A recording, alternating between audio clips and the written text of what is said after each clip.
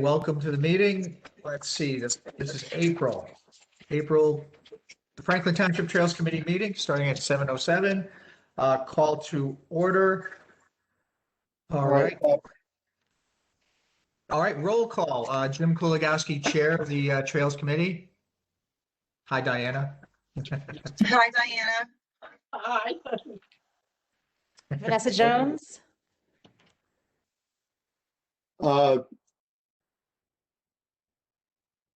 Yeah, Diana just came in to tell me that Kara Holzer is having trouble getting into the meeting. Oh, I'll send her another link. Mark Fortin, Trails member. Ray Orlowski, committee member. Tom Lewis, committee member. Okay, agenda item number 3, approval of February 2021 minutes. I had a chance to look at them. I couldn't find anything incorrect. I think they're good as is. Anyone else have any comments? I had one extremely nitpicky typo, but other than that, it looked great. On page 1, section B, the second to last sentence on that page, it says Township would need to provide documentation about their projects and costs. It should be THEIR, not THERE. But that's a minor typo, and otherwise looks great. I make a motion to approve the minutes of the February meeting. Second. Okay, all those in favor of approving the minutes, say aye. Aye. Any any opposed? Okay, the motion carries. Minutes are approved. All right. Right now, the agenda item number 4 is public comment, but if there's a problem, with the access, we can come back to that if you want. We do have, Bill is on the phone, on the call. Hold on, let me unmute him. Okay. I'm good, thank you. How are you? Hello, hello, everybody. Hey, Anne Marie. She's leaving. Yeah. Any comments or? No, I'm good, thanks. All right, thanks. All right, let me just check. I just resent her the link. So I don't see her on here yet, but we can come back to it too once she comes on, if that's okay with you guys. Yeah, why don't we do that so we can move along, and then we'll, like I said, as soon as she joins us, if you know that, Tara, let us know, and then we can stop the item we're on and, refer to her. Okay, Okay. perfect. So for new business, section A, it's damage at Negri Napote, and thank you, Anne Marie, for supplying the photos and forwarding them to us. So Right. I just want to know, did everyone get a chance to look at the photos? Yes. Yes. Yes. Because the picture says 1,000 words. So I really wanted to emphasize the damage that was done, and that damage runs through the entire length of the Negri Napote Trail. I mean, I want to in particular highlight the photograph that had the bench there, because that bench says 2 things. One is we need a new bench, and 2, that's a confluence of the trail. That's the trail that was pre-existing. That's our normal trail, goes in front of that bench, and you can see the width and the depth of where that new clearing was made by, I guess, the PSE&G or whoever did it. So it was kind of a pivotal picture. And the other photographs give you a sense of the length and breadth of this. Now, I've been to Negri, and I can tell you people are starting to use this clearing as a trail. So it flies in the face of everything we've been working on. We had that Audubon report that told us to limit the number of trails we have to prevent constant to maintain integrity of larger pieces of land. And here we have this huge thing running right through the center of the property. So I'm wondering a couple of things. I mean, we have to let DPW know not to mow that, because it looks like a trail. So that's my key point. And I'm wondering, and I don't know what other people feel about it, whether we should put some of that, snow fencing they use. I don't know the proper term for it, that, it's plastic. You put in two big pieces of wood on either side, just to prevent the public from walking in there, to let that grass regenerate, because it is, taking a long time. It's so wide, it's going to take a long time to heal. And maybe we need to fence it off to prevent the public from just, going in there and making this worse and worse and worse. I did speak to DPW about this, and I sent them your pictures. I had spoken to them about it, but I sent them the pictures. So basically what I found out was that that area that was mowed like that, or was, damaged, that is like, it's the pipeline easement. And apparently, so that property, they have an easement on, they have the right to come in and do that type of maintenance when I guess they feel it's needed. So because we're not even allowed to like put up the snow fence or anything like that, because we have to allow them access. I don't think they're going to come back anytime soon, because they kind of, it seems like instead of doing like regular small maintenance, it's like they do this, a lot of maintenance. So I mentioned it to Carl and basically said, is there a way that we can get notice that we're coming or something like that next time? But it's really, we kind of didn't realize they were coming. So we can't put the fence up, but he is not going to mow there until August 1st anyway, because of nesting season and all that. So hopefully that will prevent some problems when August 1st comes. If it's still like that, maybe we can at least say, don't mow this area at all until there's some regrowth. All right, so a couple of comments on that. Usually DPW gets in there way before August. So that's a consideration. Secondly, a snow fence is not a permanent structure. That is an impermanent structure that would just prevent the public from utilizing that area as a trail and causing further damage to an area that we have to let nature come back to. So I don't know what to say to that. I mean, snow fence is not a permanent structure by its very nature. It's just a strip of open plastic. I'm sure everyone knows what I'm talking about. It's not even solid plastic. It's, that orange stuff. And it just would keep the public hopefully out of that area. And we'd have to put it in multiple places. So that's a couple of thoughts. They do mow it before August. So that's an interesting comment to me. Well, they're not going to mow it before August, because I spoke to DPW and told them not to mow until August. The reason being is that I got a call from Chris Williams on the Open Space Committee, and he's also on Shade Tree. And he had said he was out there doing some cleaning of some of the boxes, and he saw some owls out there. I guess owls that are, or some other types of birds too, that are nesting, I don't know, maybe a little earlier than normal. So he said it should not be mowed until at least August 1st. So I relayed that message to DPW. So we're definitely safe there until August 1st with the mowing. In terms of the easement, we're supposed to allow access at all times and never block access, but I do agree with you, the snow fence, I mean, you could walk over it basically. So I can follow up with Carl and just say, it really is a concern now because people are using it. And, even if we have to call the pipeline people, can we ask if we can put this up because of people using it as trail? And I can't imagine they would say no, but I can, if you guys really want that, I can absolutely, say this is really a priority because it's being used. So just a word on that. I mean, that swath of land has not been mowed in, I don't know how, generations. Right. So to think that they're going to come back and A, know that there's a fence there, or B, do anything, it just doesn't seem feasible. Right. I think we could do whatever we want, except put a permanent structure there. And yeah, it is the gas line, because, when I look down the earth, way on the other end, there's two big yellow discs like this that identify what it is. So it's not a surprise it's an easement. It's just the fact that they rampage through there without telling anybody in advance. Right. and we need to mitigate the damage. Yeah. So I turn over to my other colleagues to see what you think. Actually, this not only is an issue, but it brings up other issues, related issues with respect to the trails and marking the trails.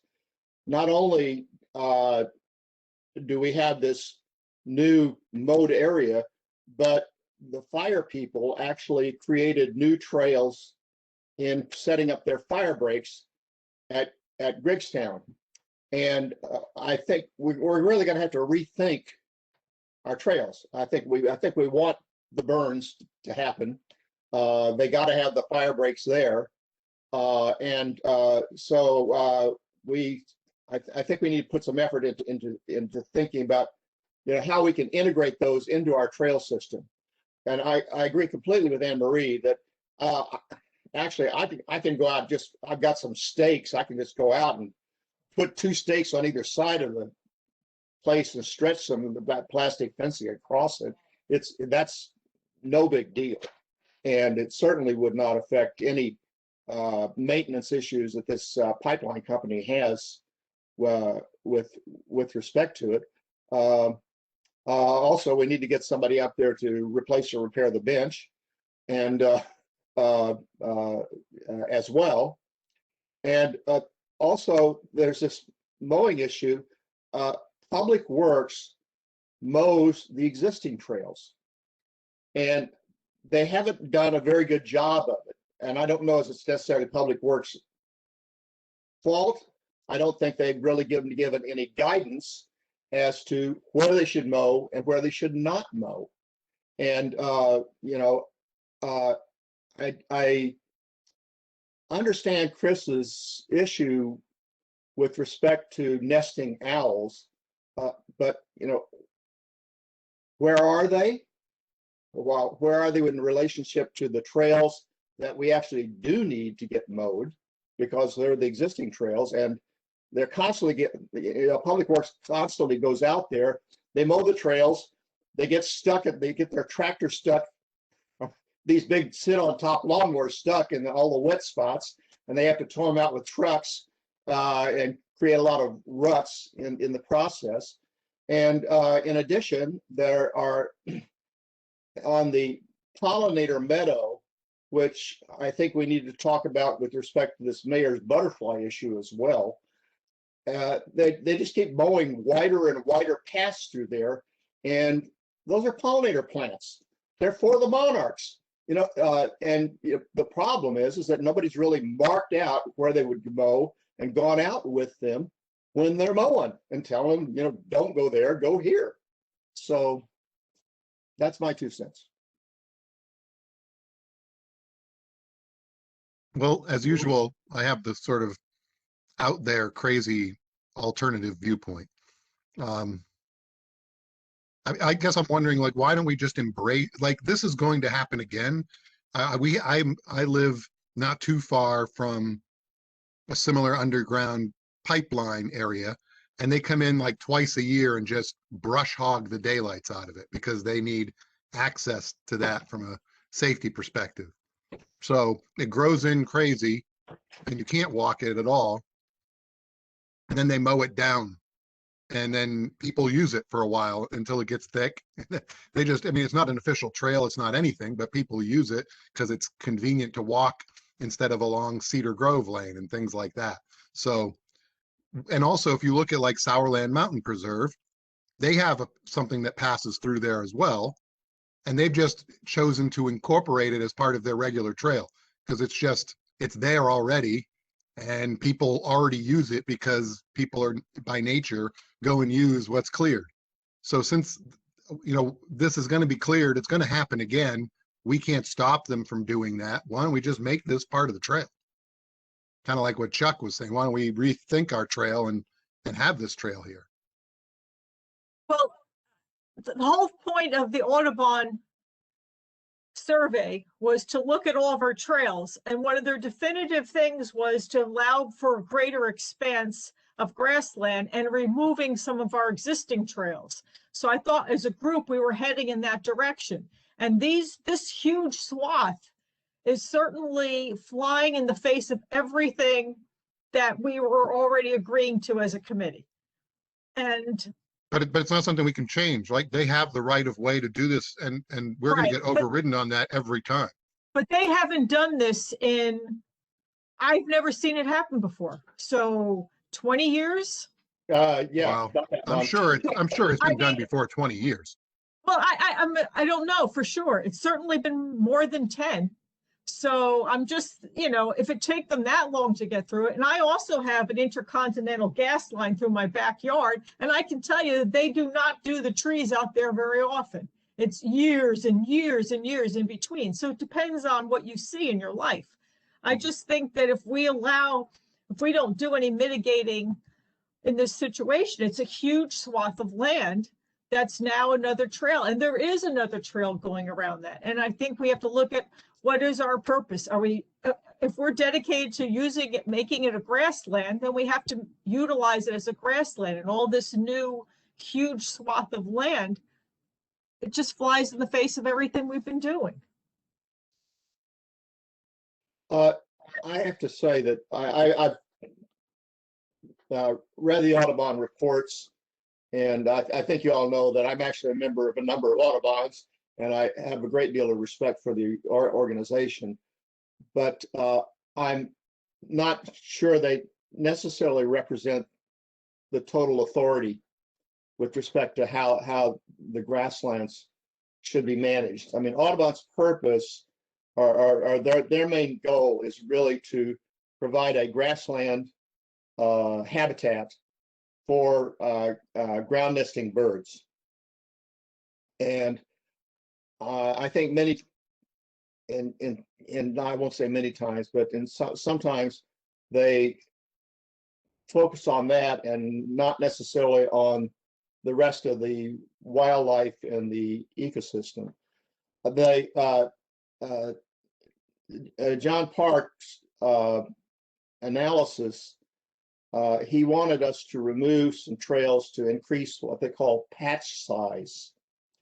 There's some literature in environmental biology literature that certain birds will tend to nest more frequently in larger patches, or you would get a larger population of birds in patches. But what I'm finding out in the literature and is that that's true for some birds and not necessarily for other birds. The other issue is that that John brought up in his report is that you create corridors for predators to come through, which increases predation, and so you lose more nesting birds because of that. I'm not sure though that and unfortunately a lot of these pronouncements sort of become dogma and sort of become the way you do things. For example, conservation organisms will have a tendency to set up sets of rules and that become rigid and don't necessarily apply to things like don't use hot pepper suet because it increases eye inflammation on birds. I've been using hot pepper suet in my backyard, and I've very carefully studied the amount of eye inflammation on birds, and there ain't none. Another example is you restrict people from you don't tell people about certain types of nesting birds, like our bald eagles, for example. You don't tell them where they are because people go out and mess with the nest. But actually, we've got a nice bald eagle population here, and the National Park Service, their rules are that for nesting eagles, you want to keep vehicular traffic at a radius of at least 350 feet from the nest. And I've been showing people our bald eagles around here for the last couple of years. And I've been showing them from a site across the river. And I've measured on the maps, and it's even more than 350 feet away. And I believe that the public good from letting people know that we have these species here greatly and getting them to love and cherish that fact greatly outweighs the risk of people coming and trying to steal bald eagle eggs, which actually doesn't happen either. So I guess what I want to relate is that I'm not sure the patch size argument is necessarily that good an argument for our particular case. I think that it's increasing the size of our patches at Greekstown and here is not. We may get a few more nests of certain species of birds, but then other species will not be affected, and they may actually be affected in other ways, like our bluebirds and our tree swallows, which I noticed just yesterday. Tree swallows are back at Negri already. I watched 2 of them in our bird boxes, and the bluebirds are sure gonna come in the next few days. So it's a great time to go out and look. Well, I guess I would just follow it. I guess the point I'd make is that I'm all for us to try and follow Audubon's recommendations where it makes sense and where we can. This is just a situation though where we have no control over this. Whenever the utility decides they want to come in and clear a corridor in order to maintain their access to that space, they have all the rights to do that. Mm-hmm. So, you know, as much as I hope they don't come back for 10 years again or whatever it is, but we have that space is there. It predates, I think that pipeline predates this area being preserved. So I just don't, you know, we're not going to be able to fight it too hard. So the questions are, do we just try and do something temporarily to keep people away from it and hope it grows back in, knowing that they can come back through in 2, 3, 5, 10 years and do it again? Or do we just embrace it?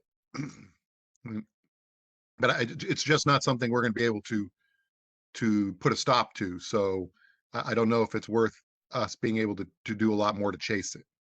Can we talk to the utility and just ask them what are their intentions? You know, why did they mow it in the first place? Their intention's access. It's what they do already.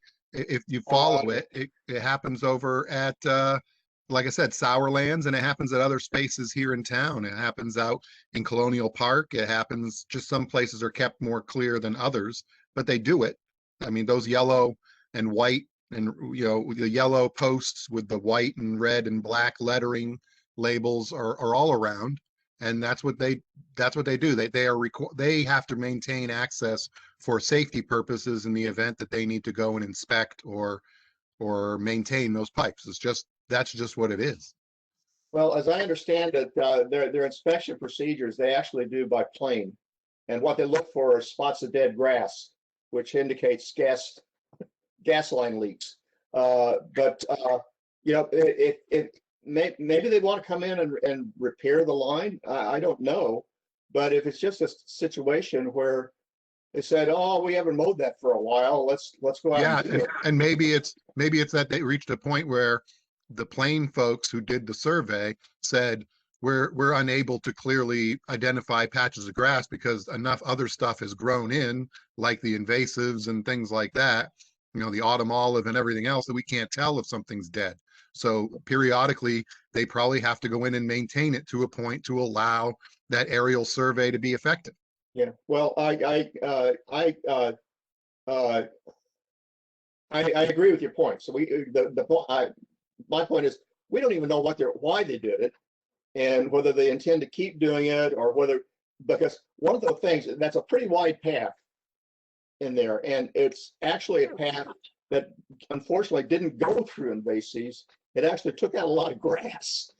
And, yeah, I would say probably from one end to the other, it wouldn't surprise me if we lost, I don't know, several acres of grass. But, you know, it's all going to grow back.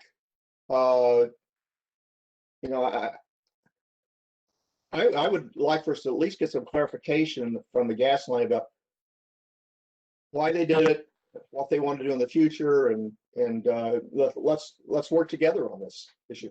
And you know, maybe the issue is they want to keep it cleared for reasons I don't understand.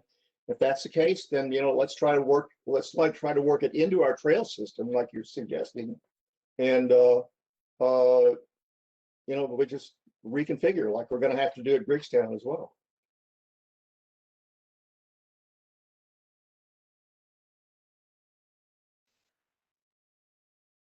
But I mean, Kara, can you contact the gas line people and talk to somebody who knows why they did it and what their intentions are?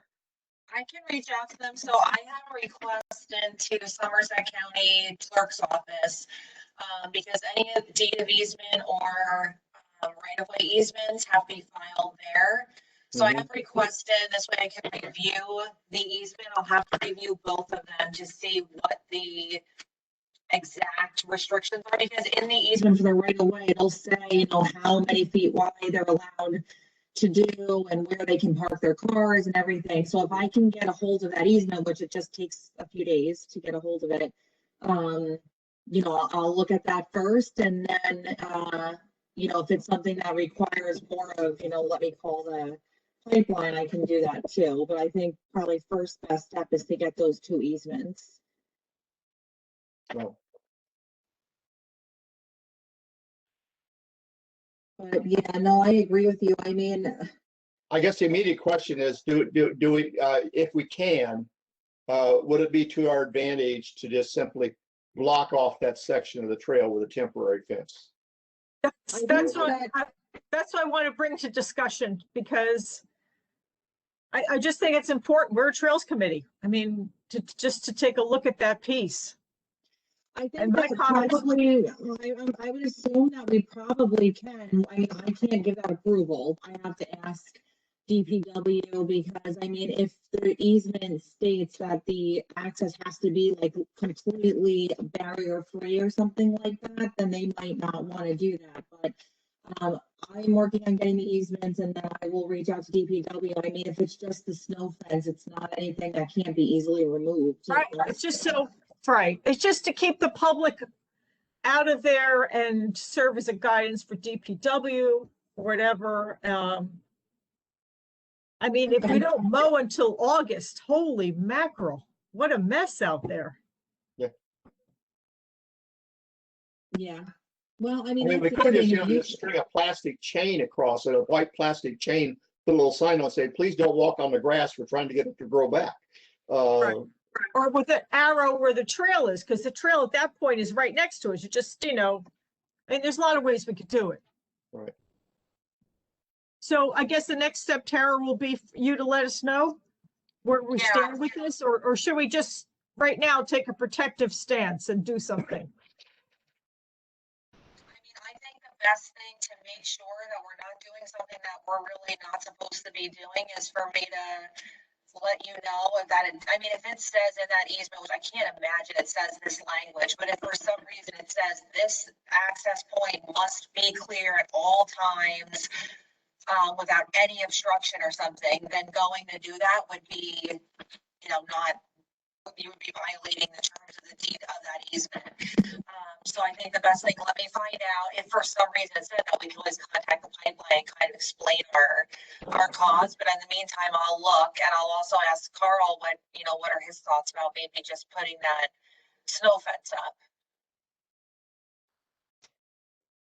Thank you. I appreciate you checking into it, because if anyone from here on the Trails Committee has been out there to look at this, I mean, it's profound. And I don't say that lightly, and I just think we need to take action on this because it's not good. So Anne Marie, I know, in addition to the trail, there was also the damage, right? And did you notice the damage to the bird blind? I didn't see that in your pictures. The bird blind is, well, it needs a little work, but the bird blind was not impacted by this. Last time I was there, I saw some damage. Like if you're like looking, you know, where the cutouts are to the left, it looked like someone had kicked the boards out a little bit. I mean, like they needed some love. It needs some loving care. And just like that bench. Yeah. It needs a little loving care. The bird boxes that have the descriptions of the birds, some of them need a good cleaning. I got to get out there. Some of them need a lid, I did an inventory. Some of them need replacing and cleaning up. We have those stupid wetland signs built out there that are so, you know, sun damaged, they're unreadable, and we should really look at redoing them as well. If we're going to make this a premier thing, let's go for it. I've got a lot to say today about this. It sounds like it could be a scout project, if anyone, any volunteers, you know? Anyone Yeah, that needs I to think do that. we're going to have to put some money into that new wetland and that new description sign, you know, that really big sign, one of them in front of the kiosk, one not far from the blind.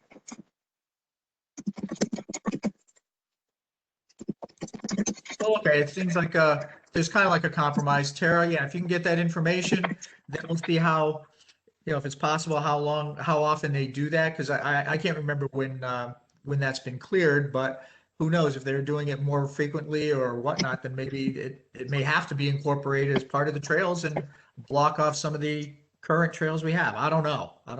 But why don't you just find out, see what information you can glean first before we make any other decisions. Yeah. Okay. Sounds good.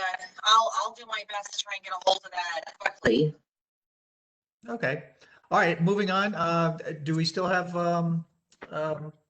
person that got on the Oh, yes, Kara, she's here. Hang on one sec. Unmute. Hi, Kara, are you there? Yeah, I'm here. I'm sorry. I don't know how to get my camera to work, but I'm here. If you, let me see, on your, where's the camera? Okay, on the bottom panel there, you'll see your mute button, and then next to it, it should say start video. But if you don't have it, don't worry about it. It's not, a requirement. Yeah, it doesn't say start video. Sorry. Oh, maybe because you're on as an attendee. Well, that doesn't make sense, but that's all right. All right. So, hi, I'm How Kara. are you? evening? Can you Chuck, hear do me? you want to introduce Kara so everyone kind of learns about who she is? Were you talking to me? Yep. Oh, okay. Yes, because Kara and I are working together on this. Yes, this is my friend Kara, who is probably Franklin Township premier Girl Scout troop leader. She has done quite an amazing job with her troop. And what Kara and I have been working on is, first of all, scheduling a cleanup of 10 Mile Run Stream just below the golf course on our yellow trail. And we are scheduled to do that on Saturday at 8 o'clock. I have, in fact, I was out there today. I talked to Mark Hogan, who is the manager of the golf course, and he is really a terrific guy. He is letting us park there. He told me that we can use the road down from the 10th tee to get down to the 10 Mile Run Stream and cross their bridge to get into the area that we need to do the cleanup. Of course, I met Mark a couple of years ago when I was doing some cleanup in that area on the stream. I went up to the golf course and I said, "Hi, I'm Chuck Martin. I'm with the Township Trails Committee." And Mark's first comment was, "Am I in trouble?" And so he's quite enthusiastic about attempts to clean up the trash in there, because almost all this trash is material that's washed down from the golf course. Although there are some other materials down there that we're gonna have to clean up as well, including a half of a doll and some soccer balls and other things. But a lot of it's plastic bottles and some of these dollar shot bottles that apparently golfers take around them and so on. Anyway, we are going to be doing this cleanup, and we're meeting at the golf course. Kara, is it right that we're meeting at 8 o'clock? Yeah, we're gonna be meeting at 8 o'clock on Saturday morning. I have about 5 definite girls that'll be there. So we're pretty excited about it right now. Oh, that's terrific. One thing is that I did try to do some prep work in that area today. We have a lot of multiflora rows in the areas where the trash is, and I want to cut back past through the multiflora rows because it's nasty stuff. It's very sharp thorns. To give you an idea, I was clearing out some rows on the canal a few days ago, and I went to give blood the next day as a blood donor, and they rejected me because my arms looked like a habitual drug user from all the cuts and scrapes and tears and so on. So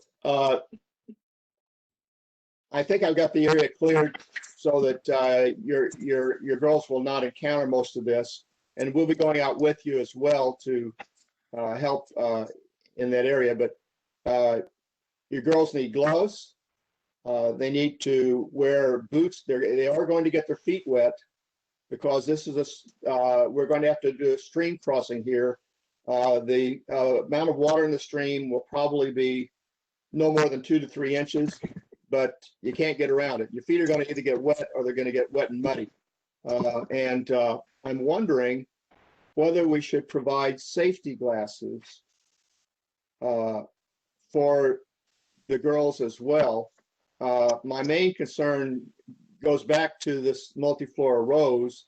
I would hate to get any eye damage from, I've never had that myself, but I've actually gotten my face scratched up a couple of times with this material. Tara, is that something we can provide, or Kara, do your kids have the safety glasses and gloves and trash picking equipment? Well, they all have hiking boots and they love stream cleanups and going through the stream, so they don't have a problem with that. Some of them have gloves, and I have a few safety glasses that I could rustle up to use. So I think we'll be good on that. Okay, I can provide 2 more as far as that goes. Trash pickers, these hand pickers, so you can reach in to the shrubs and pick up the trash without getting into the brush. I may have one, I'm not sure. We have a couple, which we will bring, but I think we'll have you pretty well set up for that. Any fellow Trails members who want to join us, please come out and see what's going on. The other thing, though, is I think Kara wants to talk about a more long-term plan for trail cleanup that are troop and stream cleanups that our troop would like to do for the rest of the summer. And so she has proposed a project for her scouts to work on their community service badges for this. Carrie, you want to talk about what you would like to do? Sure. My girls are, well, first of all, I met Chuck and his wife a couple years ago at the Firefly. What was it? It was like a hike, a walk over in the grasslands. Uh-huh. since then, my scouts have been hiking with them and just really loving Franklin trails. They really like to go on the different sections, and they are disgusted when they see the trails not taken care of and that they're dirt, there's trash and everything. They actually carry bags with them to pick up trash along the way when they just hike for fun. So there's a community service bar for the cadet level of Girl Scouting that we're at. And it's where they have to choose an organization and actually perform 20 hours of service for each scout. And so what we thought, my co-leader and I, because I know Chuck's giving me a lot of credit, but I do have a co-leader and she's amazing. So we're a good team. We were talking and we were wondering if the Trails Association would allow us to work with you to clean up some trails in Franklin. We were thinking that looking at the girls' schedules and everything, that we would do it different times of the day and days of the week, and just to try to accommodate the different scouts that schedules that I have. If this was possible or is possible, we were looking at it from spring and into fall, and that we would need a list of the trails that you would like us to work on, what needs to be done on those trails. We know that now we have to go on this part of 10-mile run and actually clean out the stream, and like we have a focus of what we need to do. And there'll always be at least one leader, if not two leaders, and or a parent volunteer. So the girls will be supervised. They aren't going out by themselves. Like I said, it's either myself and a parent, Girl Scout parent volunteer, or it would be myself and my co-leader, or my co-leader and a parent volunteer with the scouts all the time. The girls would have to keep a log, and at the end of the log, it would need to get signed off on, and so we could submit it to our council. Is this something the Trails Association would approve? I think that sounds like a nice idea. From my understanding and speaking with the township manager, as long as we have those volunteer forms for each, so anytime, we would just need, if it was going to be you, and like you said, say there's a group of parents, as long as they fill out that volunteer release form and we can have that in advance. And if you let us know, like roughly when you're going, at least that would be great. I don't think that's a problem at all. I would be much appreciated. I know that for sure. So I think we would just probably do the same process we did for this, which is, you let us know when you're going and just fill out the form once. And again, if for some reason the girls are going to be using any type of like power tools or something, that's a different thing. But if it's just doing cleanups, I think we're kind of under the same umbrella as we are now. So that should be relatively simple. That's awesome. They'll be so excited. Yeah, you would have like the dates, I'm assuming, right? Like in advance for the most part? Well, I'd have to sit with my co-leader, and we weren't sure if this was possible. So now that we know that this is possible, we'll sit down and we'll schedule certain dates. I'm going to also find out where some parents are available. So I can like maybe some morning stuff during the week, like, over this. And then we'll do some stuff in the evening after work for those, for those scouts that with their parents and everything. And then we'll throw in a couple of weekends, and try to, figure that out also and see what we could do. Yeah, I think that would be great if we have the dates in advance too. It also helps, if one of the Trails members wants to go, they can. If I can be there, I will. So I think that would be great. Great. I can tell you, Diana and I will volunteer to go every chance we can get. We really like this we think you folks are doing good things for us, and we want to help in any way we can. I'm sure there are my other colleagues on the Trails Committee. They want to go when they can as well. They love, Thank you for your offer. well, you know, like I said, they love Franklin trails and they're having fun discovering them. They want to keep them in good shape so other people can enjoy them. They, you know, they love hiking and talking with you, Chuck, when you're sharing all the information with them. They just are like sponges and absorb it all up, which is amazing and awesome. All I would need to know is, like, I'll start setting up dates with my co-leader. If you guys could pick out trails that, you know, you think needs some work. Like, we cleaned up Iman Park Trail, and I think it was more like in the fall. I think we did that. So, you know, if there's different, you know, trails that we know that you know that definitely need cleaning up, and like I said, they don't mind getting their boots wet and having fun in the streams too. Yeah. Aw. Most That's kids nowadays like to play in the water, that's for sure. And I would like to mention that one of the main goals of this cleanup, and I think it should be for all of our cleanups, actually, is getting the girls to remove the hunting signs on trees. I've been finding quite a few of the old hunting signs. When I take them down, there's a lot of beetles and bugs in there. I'm not sure whether they're the kind that cause damage to the trees or not.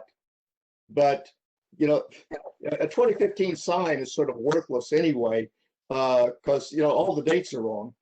And so it seems to me like we need to get those signs down. And boy, there are a lot of signs all over our area there. So. And then I think we mentioned the lantern flies also. If we see them, that we need to kill them and let you guys know. Oh, that's terrific. Yes. Yeah, that sounds great. I think that's great. I'm sure the girls will love it. I'm happy to help, you know. So I think the first step is, yeah, if you can, you know, get me a list of dates that you want to start with at least. I mean, even you don't need to know the date and the place. If you can at least just get me the dates, then I can make sure that you and your co-leader, any parents, have the forms on file, and then we can kind of work with you guys on that. Okay. Sounds like a plan. Thank you so much. Thank you. Thank you, Kara. Sounds like a great effort. Thank you. Tara, do you know if that form is on the township website, or is that they'd have to go to, you know, the, I sent it to Kara for this event that she's working on, this upcoming one. So she has already filled it out with her. I think she has just filled it out, or she's gonna get it filled out. But I can email it to her. It's from our township manager's office. So I can forward that to her again, and with copies and everything for the parents. you're 2 steps ahead of me. Great.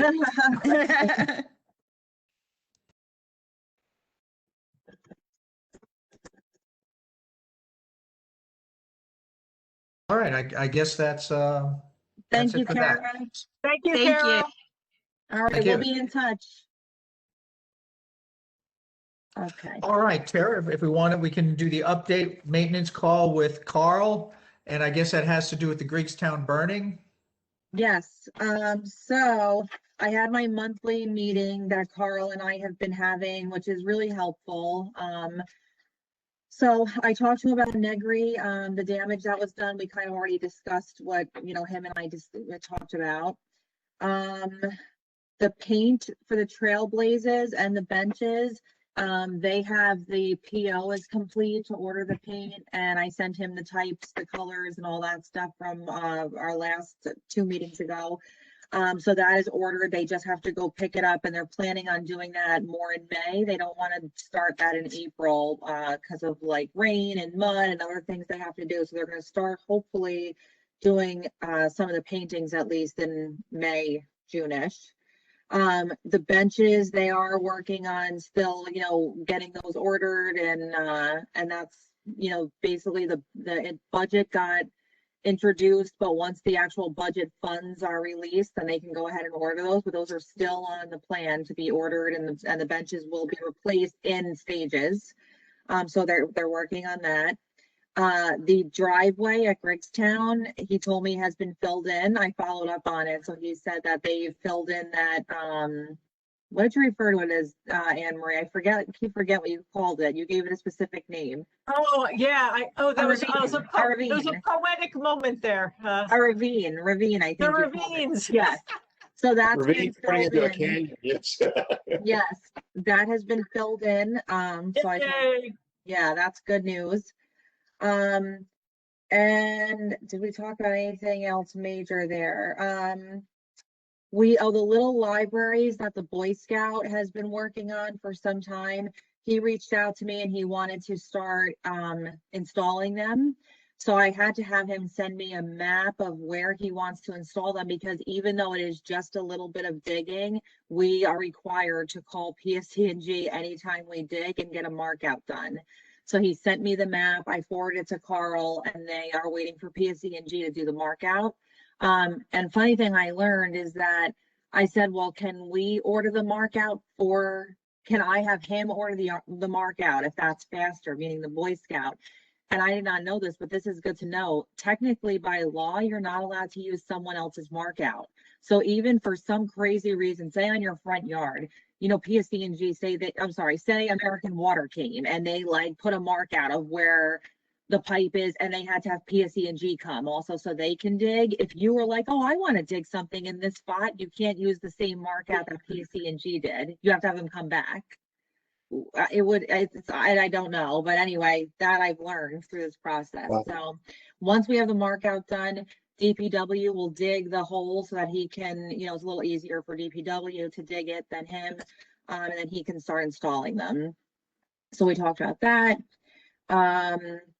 And then the prescribed burn, since we're there, so I got an email from the Forest Fire Service on Saturday, the day before Easter, and they said, we're going to go out tomorrow and finish it. Easter Sunday, we're going to go out and finish that burn because it's ideal weather conditions.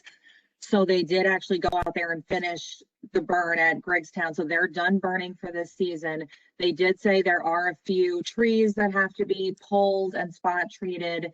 And so I spoke to DPW about that, and they said that they will definitely do that, but they would like for us to flag the trees that have to be cut and spot treated. So they want to start doing that in May. So I was thinking maybe Chuck, you and I could go out together when you have a free minute. And I just want to make sure that I don't flag anything incorrectly. So I was just thinking maybe you could help me out with that. Be happy to. If you don't mind, or for some reason you happen to be at Griggstown. I don't know how many are left there because he went Easter Sunday and I've been meaning to get out there. I haven't had a chance, but I will get there either later this week or early next week. But DPW is willing to do it, and they can spot treat it and everything. They just need us to mark them. Yeah. Honestly, there's a lot of trees. I mean, it's a big job both at Griggstown and Negri. Have you been to Griggstown since Easter Sunday or no? I did. I went out and saw the new burn. And actually, the burn that they did was as you drive up the driveway and you make a right turn to make your parking lot, there's actually a field at that corner. Yeah. On the left. They burned that field, and they burned the field on the other side of the stream that goes up to John Clyde Jr. Memorial Trail. And it looked to me like on that particular field, it was a pretty good hot burn, because I didn't see a lot of what we saw with the previous burn.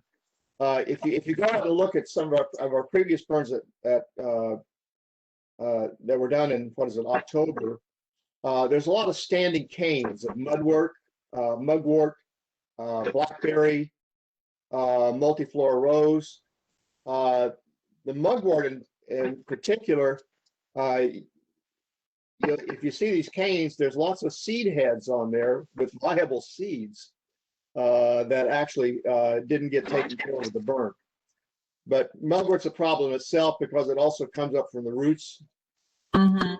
and that's going to be it's going to be a big issue controlling that. Let's just say that. But yeah. Well, I'm very so anxious on to see top- what comes up after the burns. To see how good a job we got done, and whether or not we need to tweak things to make them better. So I want to be watching these areas and sort of tracking what plants are coming up and so on, just to Mhm. so we can be better Yeah. informed next time around. Well, so we'll go flag the trees. We'll set a time or a date in the next few weeks, maybe to get out there and flag those trees. I also asked George, how did he think it went and what does he think we should do moving forward? So his recommendation is, this is going to be the first one around it's never going to do everything we want it to do. It's going to take a repetitive burn to Right. really make that difference. So he recommends, we have to put an application in every year, but luckily after the first one, apparently it gets a lot easier. We just say, hey, we want the same thing done. He recommends that for next year, we do the same fields at Greggstown, do the same burning there, because he believes that once we hit it the second time, especially if those invasive trees have been cut and spot treated, it'll be an even better return. But he said, the one time, it's not a fix all. It's going to take two, maybe three times to really get it under control. So I think, yes, that would be a great idea to get that application going for next year so we can do the same thing. But he felt that this, he was happy with the original, outcome. Like, he think it kind of accomplished what, the best they thought it could do. So that's good news, but it's going to take us just a little bit of time. So that was it, I think. On that, I'm sorry, one last thing. I just wanted to let everyone know this in case you see it, or maybe you don't like this. He did recommend that when DPW goes and cuts the invasive trees, that he said we should leave the cuttings in the field.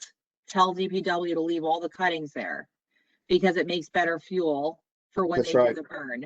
So if you go there and you happen to see like, oh, the trees are cut, but they're all laying all over the place, it's because they're there to build up fuel for when we do the next burn. So just unless, anyone has like a severe objection to that, I think that's what his recommendation is. I'm not sure if we want Public Works to do this cut and treat until after nesting season. Okay, that's fine. I we mean, need to think about that. when would be the time? Like August 1st? Oh gosh, I'd have to look. I'd have to talk. I think we should talk to people and sort of Okay, that's research fine. this. We can, it's not like it has to be done right now. It just has to be done prior to them burning, so that won't be again until I think it was January they did it. Yes. So No, yeah, so as long no, as it was we, Easter. Was it Easter Sunday? they did it on the second one on Easter Sunday, but next year, the first time they would come back would be between December to April, sometime Oh, in yeah. that time. Yeah, So as long as they really get, the best time. as long as they get cut and spot treated prior to that, then we'll be okay. So yeah, we can definitely wait on it, but just that's the recommendation. Okay, well, let's think about it and we'll figure it out. Okay, sounds good. So that's it, I think, for me on that part. Okay, well, we're still on new business. We can just finish up the mayor's very quickly. There is another cleanup scheduled for this Saturday. That's the annual John Clyde Memorial cleanup. So unfortunately, we have the two cleanups on the same day, but I think you sent a link to that if anyone's interested in attending that, Tara, correct? I did. The last time I looked at it, it said that registration was closed, but I don't know if it's like that was just the day. It might, I'm not sure if it's close, but I know you have to register for it. And I know there was a lot of interest in it, but definitely check it out and look. I mean, as a committee member, if you're not participating, I'm sure you can just go by and I check. think they had to restrict the number of members, the number of people. They were restricting the number of people who Right, could go on the cleanup, and they probably hit that number. yeah, which is good. That's good. Yeah, I haven't checked recently. So yeah, I think last time I checked, you could register. So it looks like they probably did meet their quota, the amount of people they want. And well, it's great. It's great. Yeah, that is good news. All right. If you want to go into the mayor's Monarch pledge, that's interesting. Yes, so Mayor Kramer reached out to me, and was interested in potentially joining this mayor's Monarch pledge. So he asked me to do some background research on it. I'm going to present this to OSAC, to get their kind of buy-in before we go ahead and do it. But of course, I want to present it to you guys as well. So I'm just going to go over it real quick, and I can kind of show you some quick information on it. But it is run by the National Wildlife Federation. It began in 2015. So between 2015 and 2020, there has already been 600 mayors that have joined, and that covers about 6 million people and 6,500 acres of monarch butterfly habitat. The main goal is to kind of see how we can protect existing habitat for the monarch butterfly and other pollinators, create new habitat for them, and really to educate the community. So those are the three areas of this pledge. There's 3 steps to do it. The first is that the mayor has to sign the pledge, which is done online. And we have to identify at least 3 action items that we're going to implement within the year. And I'll show you the action items in a minute. They're not too bad, actually, I don't think. Mayors who implement 8 or more are recognized as mayors of the leadership circle. I think we could do 8 actions simply, but I'll show them to you and you guys can let me know what you think. And at least 1 action has to be from the category of program and demonstration garden. So basically you have to build something or plant something. That's one of the requirements. Every year after that, we have to just send a report in by December 1st. To let them know like what we're doing and all of that. So the other thing I did look at just to kind of, see if there was any overlapping opportunity is, I'm sure you guys all are aware that Franklin Township is a silver certified community in sustainable Jersey, which basically means that, we're a sustainable community, and the bronze level is the first level you can get. And then there's silver, and there's not that many silver communities, but Franklin Township is one.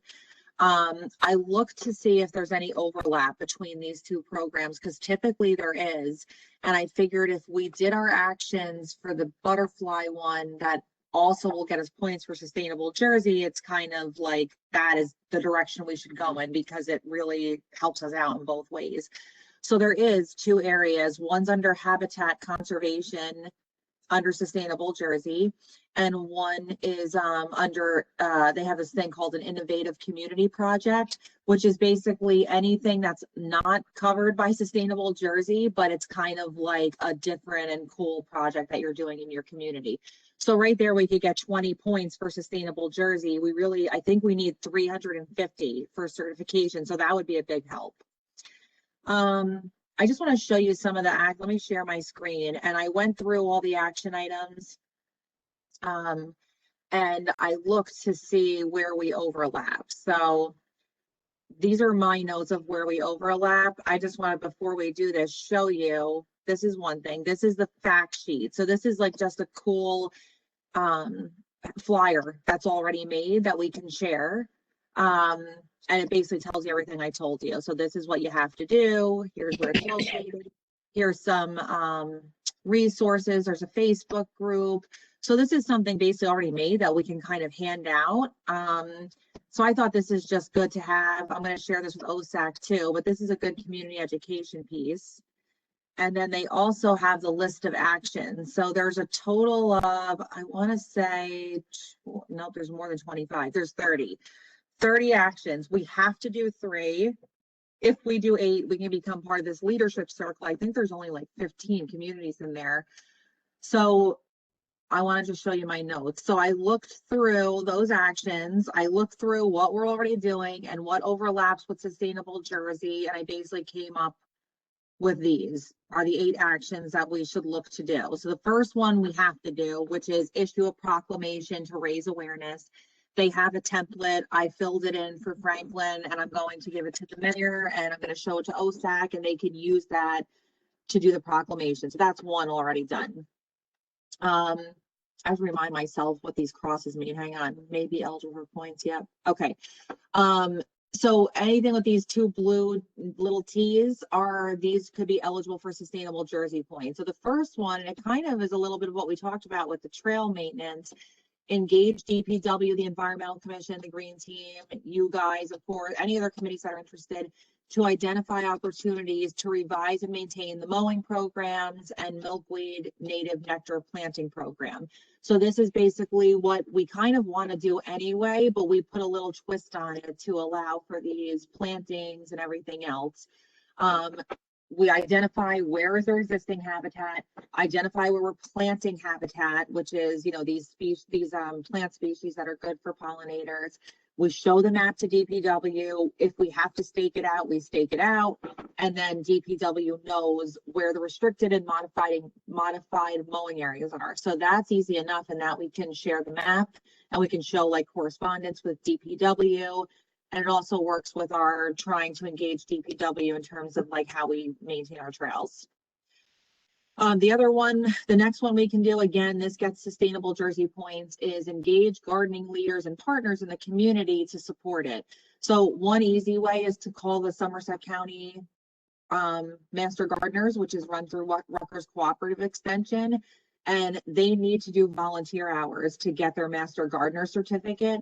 So we could reach out to them and say, hey, we're working on this project. Is there anyone that wants to work with us to do, give us information, help us put together, info for the website or Facebook.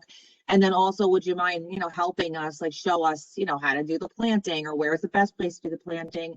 And again, these are willing volunteers because they need these hours and they have a lot of knowledge to become I don't know if anyone is a Master Gardener or is familiar with my mother-in-law's a Master Gardener. It takes a year, and they go to serious classes and training and volunteer hours. So they're very, very knowledgeable about plants, which is great. The next item is to plant or maintain a monarch or pollinator friendly demonstration garden at City Hall, they call it, or another prominent location. Now, I chose this one because we're working on that green infrastructure action plan, which should be done soon. We got a grant to do that a while back.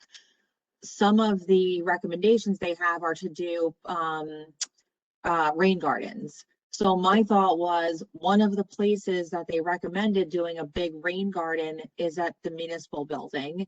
If we put milkweed in there and other plants that are attractive for pollinators, that really achieves those 2 functions, because a lot of those plants are good for stormwater retention and treatment, and they're also good for pollinators. So again, it's not an extra lift, because I know, everyone already has a lot of extra stuff they're doing. So I figured this would be a good way to incorporate both things.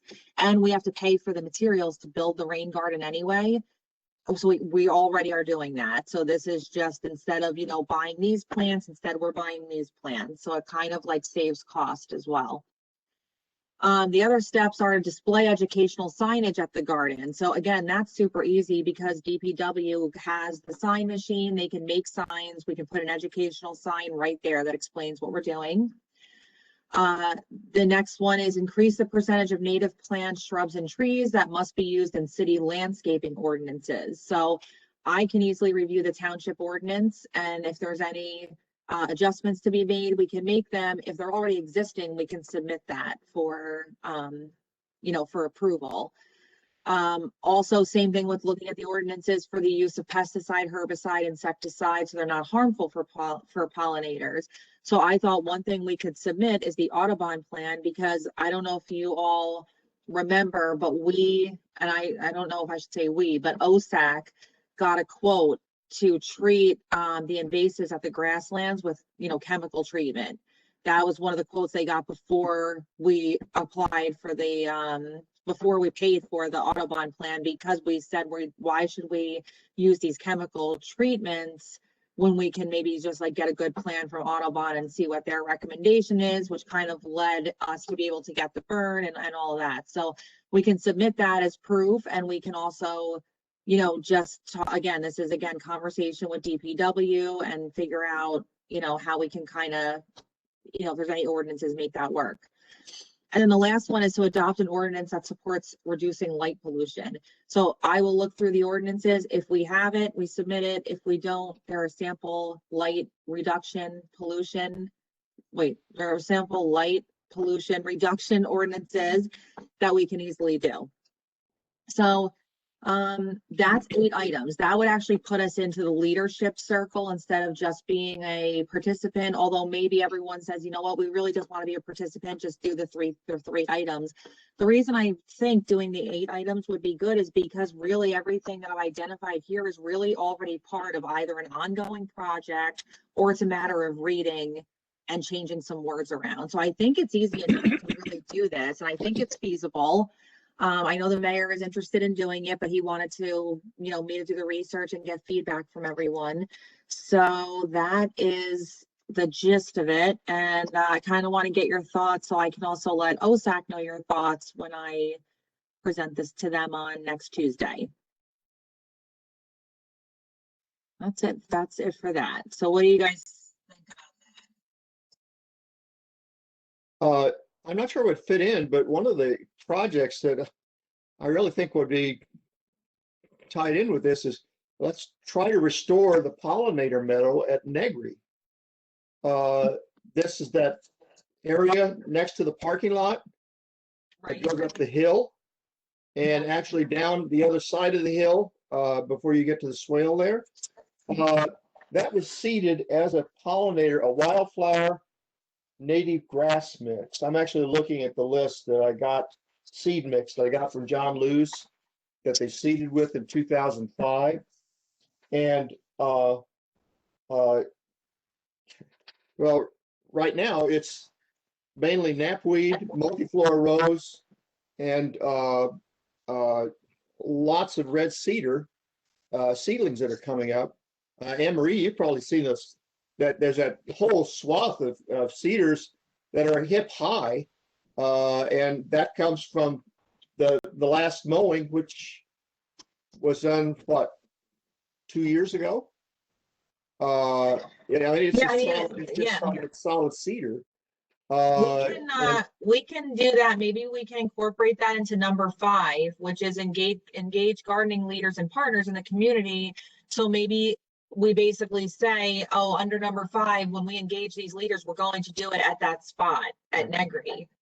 I have a copy of the seed mix that was used. I can send it to you. It should be in your records, but I have the feeling that may be hard to find. Right. And so on. And you know, we do have monarchs at Negri, but there are very few of them. And we're losing the milkweed at Negri.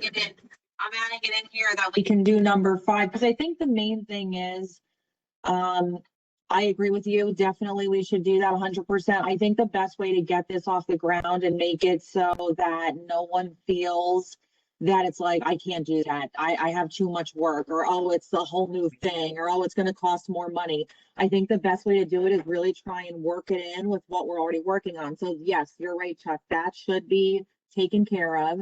And if we can get points for it through this and also use that as an opportunity to clean up that spot, I think, yes, definitely. Absolutely. I think that's a great idea. So, yeah.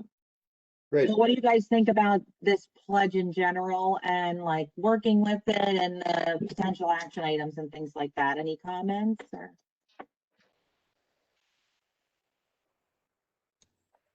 Well, it sounds like you've done a good job mapping it out for us. I mean, I'm for it. I guess you did send it without your notes. If you can, you know, when you're done, sometime forward, you know, the same information, the action items, with your notes, because that'll help. But I see no Absolutely. problem Yeah. with it. Mhm. Okay. I guess one, Tara- I guess one thing I wasn't clear on was, did the, Mayor Kramer, I guess, pass this along to you and was inquiring about it? Is that right? If what you said at the beginning? Yeah, yeah. Okay. And then, so did he have an indication of like what committees would play lead roles for certain action items? Because like some things don't seem trails, they might seem better suited to environmental commission or open space or Right, others. yeah.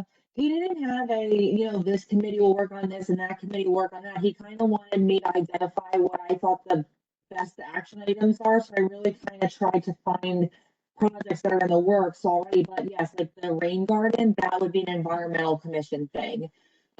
If we do the demonstration garden at Negri, to do that, that would probably be more of a trails thing. Open space is kind of always, they have a committee of every member on that. There might be a person on shade tree that is there, but yeah, we can definitely work with the more appropriate committee. So it's not going to be just, trails that's looking at it. It's going to, all the other committees that are relevant for it to this, and that action will be involved. Okay, Okay. yeah, just there's a lot on the list. It's just a question of like which ones are going to be done. I like the idea. I don't have any opposition to it. It's just a question of which items are we going to tackle first and which are going to wait till later. Yeah. There's only so much bandwidth, and then which committees or groups or whatever are going to take the lead to chase those items. That's my only real question about it. Yeah, no, it's a good question. All the other committees will be involved. They can participate, and the other items, the three items related to ordinances. That's what I would do. I would review the existing ordinances, redraft them, and then, work with the township planner to get them before the planning board for approval. So those three items are like a planning task. The other items, a lot of it is going to be DPW staff, which is, why I wanted to try and incorporate into their existing work as much as possible. But yeah, the oversight from the committees will be not just, definitely won't just be trails. It'll be open space and definitely environmental commission. I'm thinking rec at some point probably might even have to get involved. So we'll have to see, how it goes. Tara, when you get this designation, what does it bring with it? I mean, does the town get something from it, or what happens? Well, I think the town gets like a plaque that basically says, you're one of these mayor's Monarch pledge cities.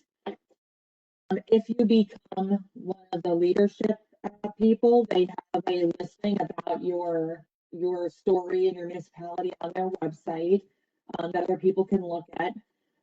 I think they give you a logo that you can add. So it's not anything, it's not like funding or anything like that, but it's really like a recognition. I mean, it sounds like it really meshes in with a lot that's already happening. And I feel like it's good to give our township that recognition for what we're already doing. I feel like, and I see like certain towns and cities with these accolades, and I'm like, but we have more open space, but we have more Right. trails. So I think that it's nice, and I like how you did that. You wove it into the work that's already happening or things that we're aspiring to do. Yeah. And my mom is not a master gardener, but she's an honorary master gardener. Those are her people. Oh, good. She won't do the classes, but they let her hang out with them because Oh. she has the knowledge. Right. So, and we have butterfly gardens at my school that she's developed. So Oh, anyways, if you're great. looking for a liaison to kind of connect you with some of the master gardeners at the GSC, let me know. And she might be Yeah. a good resource to tap into as well. And she lives here in Oh, town. that would be great. Yeah, that would be excellent. Okay, cool. Thank you. Yeah, any help that we can get is great. And I think if she has the knowledge, that's perfect.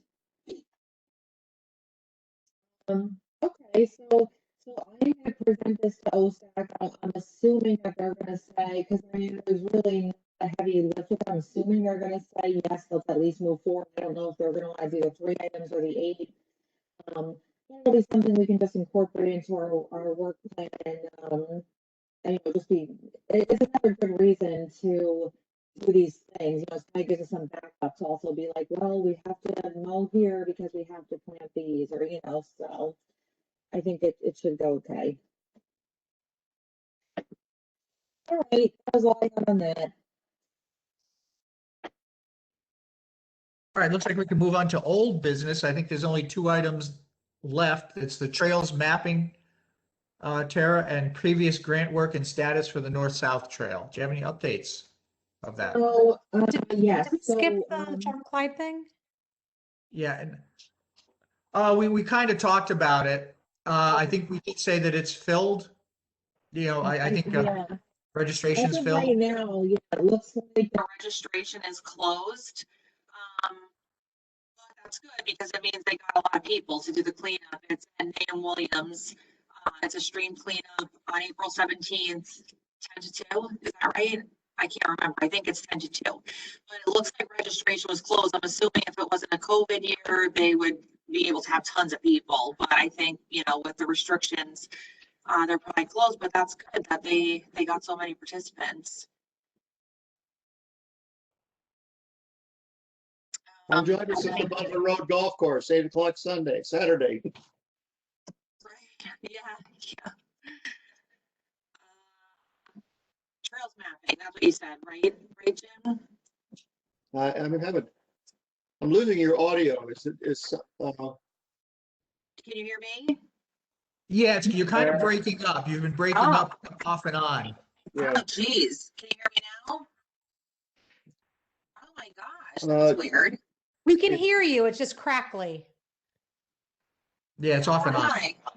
It's very faint with me. Yeah, I thought it was just me, so I wasn't saying anything. But yeah, Tara's sounded pretty, her audio quality's been poor all evening. Oh, it has been the whole time? Oh no. Okay, I did not realize. Let's see. Correctly. Oh geez. Can you hear me any better or not really? We understood you, so. Okay. Yeah, we Closer can to sort me. of, You sort can of just see make it this part. Trails mapping, yes, still working on trails mapping, especially now that,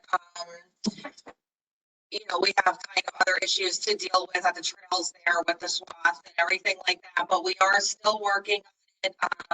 I'm just waiting on some changes from our IT that I've been working on with them. Everything's been going great. So I'll keep you posted on how that goes, but still working on it. The hunting areas maps are done, so that's good news. But yeah, so still working on that. And what was the other thing? Hold on, let me look. I forget what you said here. Oh, the grant work, yes, for the north-south trail. So at the last meeting, you guys asked me to look and to see if I could find any information about the memorandum of agreement and the grant for the north-south trail that was done a while back. So I couldn't find anything in the digital files. I couldn't find anything. I have not been in the office, but I cleaned the office when I went in there to my office when I first started. I do not remember seeing anything like that. So I reached out to Fran because I figured she would remember, and she did. And she did have some emails that she sent me. Uh-oh. yeah, very Can you difficult. hear me? Very, very hard to hear you now. Jeez, okay. Let me see. Hold on, let me try something. Maybe on my speaker. Hold on. Can you hear me? Can you hear me now? That seemed to be better for me. Is I this think you have to better? keep talking because it's when you're talking that it gets crackly. But so keep talking. Oh, so is Keep this any talking, better? I Bill. turned it up. No, still no. Huh? Hang on one sec. Hang on. I have to call Owen. No answers. Owen. Reese. Anybody here? Hold on. Owen. Why? Wait, your feet. Hold on, let me, give me 1 second. I'll go up. Hang on. Give me 1 sec.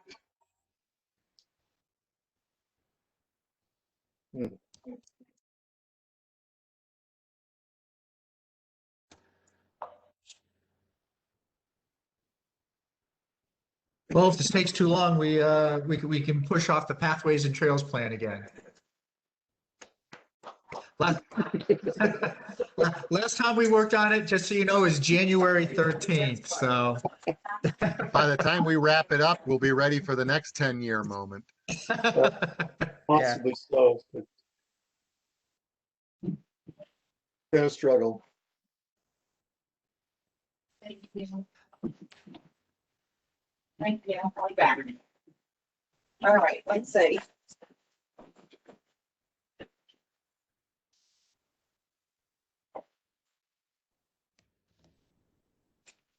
Okay. Hold on, now I have to connect them. Hang on. Oh, that's much better already. And now you sound much better, yeah. Is it? I'm not even on the headset yet. How weird. And I that wonder sounds if someone- good. It's fine now? Oh, I wonder if something was wrong with like my internet for a minute. You're good. going, You're good keep right going. now. All right, I'm not gonna move from this spot then. And I Hey, called the listen, children, I called them, they were sitting right upstairs, like, you know, like, okay, all right. yeah. What the heck was I talking? Oh, right. So the memorandum of agreement. So I reached out to Fran because I couldn't find anything in the files, but Fran did have stuff which she sent to me. So let me tell you about this. So I basically found from 2015, it looks like Fran had drafted a memorandum of agreement between DEP and Franklin for the use of the property to develop a conceptual trail for 6 Mile Run. And then she also sent me the maps that she had put together. So I'll show you them. I'll share my screen so you can see them. That's my Bluetooth. Okay, here we go. Let's see. And you may want to plug in your computer. It looks like you're down to 26%. Oh God, yes, you're right. I'm like having not a whole lot of luck here, that's for sure. Where's my, let me show you the MOA here. Okay. So back in 2015, she drafted this memorandum of agreement, which I think you guys have seen because I think Mark sent this before. But it looks the same to me as what Mark sent. So I think it's the same one from 2015 is the most recent one. And it basically is a memorandum that says we can use these properties in 6 Mile Run Reservoir. These blocks and lots, most of them are the field's edges and the existing paths for the most part. And what it would do ultimately is allow us to, it says right here what we can do, which is the delineation of a proposed route for the path, securing any required permits, obtaining approval for the final route, and then the design and construction of the path using a pervious material. Also boardwalks, installing trail markers, creating a brochure and map, providing security management of the path once it's completed. So this was a long-term, the intent of this was to be a long-term agreement that would allow us to basically design it all the way through maintaining it. And then it goes on and it basically says, you know, that off-road vehicles are prohibited. We need to provide them with a statement of goals and what our intentions are. And then basically the ultimate goal is that we would have the state sign it and we would sign it. And then we could basically, it's that you're allowed to have use of the property. That's the thing. We have to have insurance for it, obviously, as you can see here. What else can I say about this? We had to, it has to be signed, and then we also have to do it by resolution. If this goes through, it doesn't give us ownership of the land. It just gives us use of the land. And it was supposed to be signed by the director of parks and our mayor, and the attorney general has to review and approve it. So that's the draft MOA. Along with it was this narrative. Hold on one second. I gotta move this over here. Okay. There was a north-south bikeway trail connection plan, it was called. And so anyway, let me keep going while I'm here. This references the 2007 Franklin Township Bikeway plan along with the Pathways and Trails Plan from 2008. And it basically says that the goal of this was to examine the north-south geographic zone and connect the short segments to the longer segments of the bike route to form a continuous paved 10-foot trail that connects Cedar Grove Lanes to the corner of Route 27 and South Middle Bush Road. So this would be a total of 6.8 miles. And she included this when she sent this to DEP. So it's kind of like a project narrative. It explains why it would be great, what our goals are, what we need to do in order to make it happen, which is the MOA is really what we need. And at the time, it doesn't look like there was a cost associated with it because the engineering study, no study has been done, no engineering study, nothing. So that was one other document that came through. And then the last one was the map. Let me just get it here because I don't think here we go. Okay, hang on 1 second. It'll blank it out. You guys all know my name, so I'm not worried about that. It's like, hello. Okay, here we go. Hang on now. I think something's up with my internet. I really do, but give me a sec here. Oh, man. All right. Hold on. Oh, you know what? I can find it. Oh, there it is. Oh, man. Okay. So let it come up here. All right. And this was the map that was submitted with that memorandum and that project narrative. So it kind of shows you, here's the legend down here. So basically shows you that the pink is existing bike paths along the road. The purple is existing sidewalk along the road. Yellow is proposed agriculture field edge. So that's where we would need space. The red is proposed along the red trail. The other pink with the white dots there is a bike path along the road. And then they have the blue, which is the follow existing unmarked trail. Green is through woodlands, and then the dark purple is through township land. So this really looked at, you know, who owns what the alignment is, and this is what, you know, was being proposed. So that's what I found. From that time, I asked, does anyone know what happened with this? I don't know. I think it just stopped. I know that program that they were hoping to fly through kind of came to a halt, but since then there has not been any movement on it. So what I did do was I reached out. She was speaking to this woman, Patricia, at 6 Mile Run, at the 6 Mile Run office, who was still there. So I reached out to them and said, do you guys know anything about this? Do you know why it's stalled, where it is? And they said, you know, I guess they kind of have a lot of the same history that we have, but they are definitely open to having a meeting about it and seeing what we can do. But that's what I found out, and we can definitely have a meeting on it, but I wanted to show you guys this and get your thoughts. So this would be a meeting with the county or the state? This would be a meeting with the state. Yeah. Okay. Sure. Great. The first meeting, though, I guess, would be with their field office people, which is great. They kind of manage 6 Mile Run. Ultimately, we would need approval from the Attorney General as well as DEP as an entity. So they could kind of help us move it along, but they can't give the ultimate approval. That approval comes through like the resolution process and those signatures.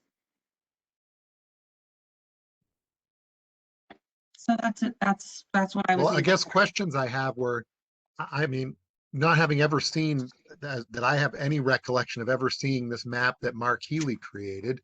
Right. I mean, it's pretty specific. I wasn't sure we had even, that decisions were made about where the route of the path would go.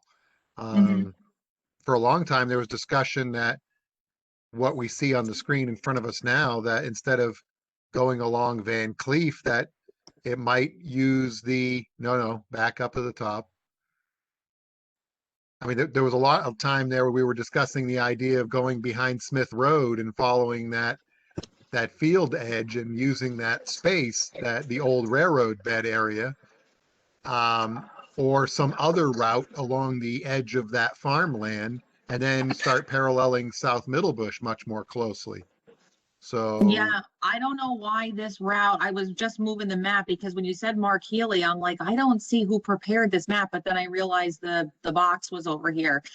Yeah, So knowing that, that this came from his office, but I guess mean- it's frustrating again that, Fran, we never saw this, right? Like the last we saw was the memorandum that John Luce had drafted in 2012, which is the first document you shared. And where it went from there, like that this map was created to support it, and the other document, never saw that and never knew who it got submitted to. So okay, yeah, this is the. really I shocking couldn't- to me to see that, like, this level. It's great. I kudos to, but we never knew that this much progress had been made, nor had decisions been made to, like, actually propose a route like this, because there was a lot of questions about where we would route it. And none of that was definitively determined in the trails meetings, because we were told that we couldn't make it definitive because it would require some environmental evaluation, and that would be those details we'd need to discuss with DEP, because they may have some input on where they'd want it to run through 6 Mile Run based on environmental sensitivity and so forth. So seeing something with like a clear colored line like this outlining it was just way more than I ever knew existed.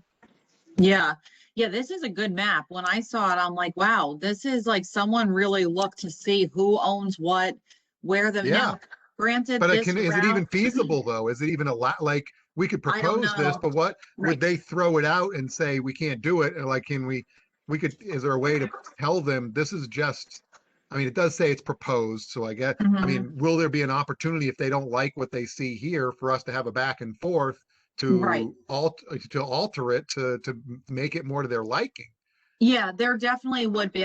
From my understanding of what I saw, it looks like this was, hey, this is what we think would be good. And if they say, well, no, we don't want it there, or we can't have it there because of this, it would be kind of a, I don't want to say negotiation because it's a memorandum of agreement, but it would be a talk. This is kind of like, hey, this is our starting point. And now granted, this is from 2015, so I don't know if this is even valid with all of you still, but at least I can say if this is here and it came from our township, that means that we have the data, we have the shape files that were used to create this map. So that's good. That means it's like, okay, we have something to start with.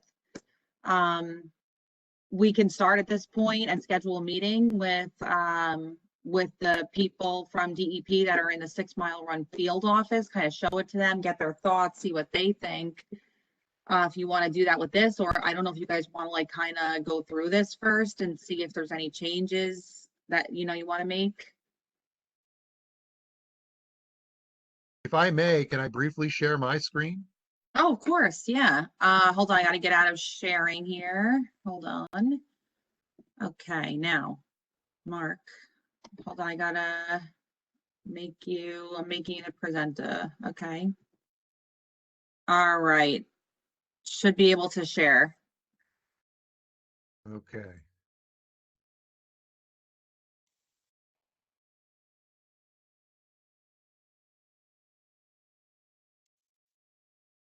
Okay, so this was the map. I mean, it looks like Mark Healy's map did derive from some of this, but this is the only map that I had ever seen where anything had been very roughly proposed, and this was just some colored lines drawn on Google Earth.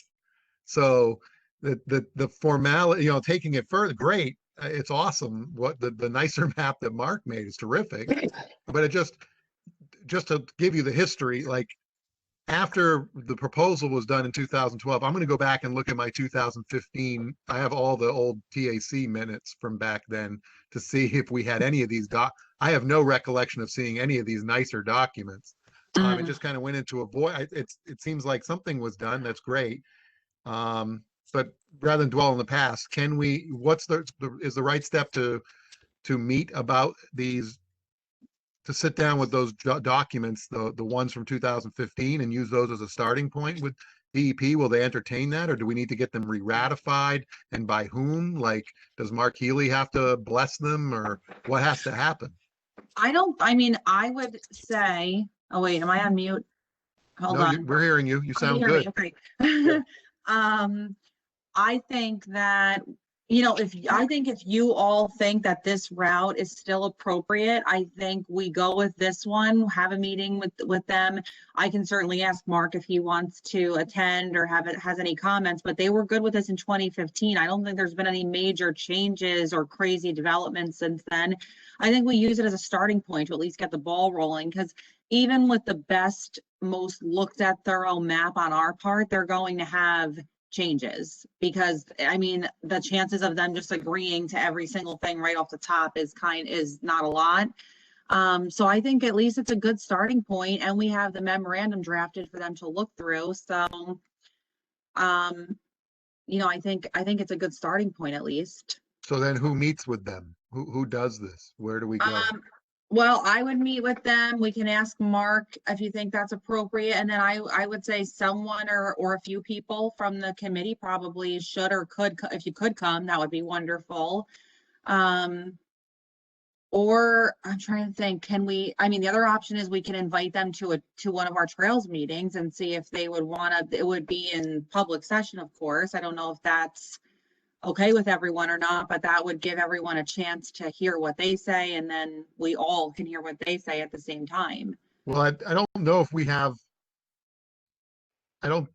unlike open space where they can have like these non-public, behind closed doors sessions, and they don't need, I don't know if we have that capability entirely, right? Like we have the situation where we can't even like get together 3 or 4 of us on a trail and have conversations because we're walking together on a trail and talk about business, because it's not done publicly, right? Don't we have restrictions on that? So I would say we need to understand what we can do, right?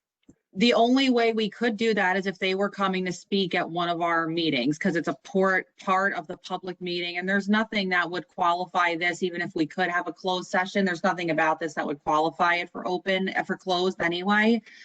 But I think if they would be willing to come and kind of like be part of our meeting, I think that would be totally fine, because it's being done out in the public session.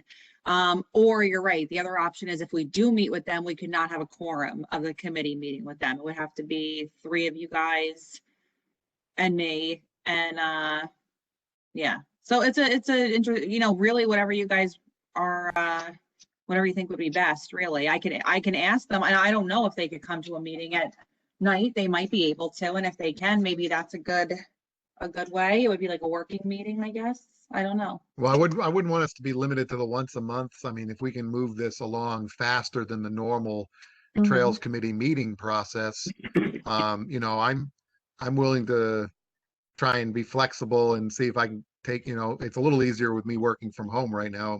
I might be able to join a call here or there in the middle of a day with some people from DEP, and I can adjust my schedule or work with my work to take some time off.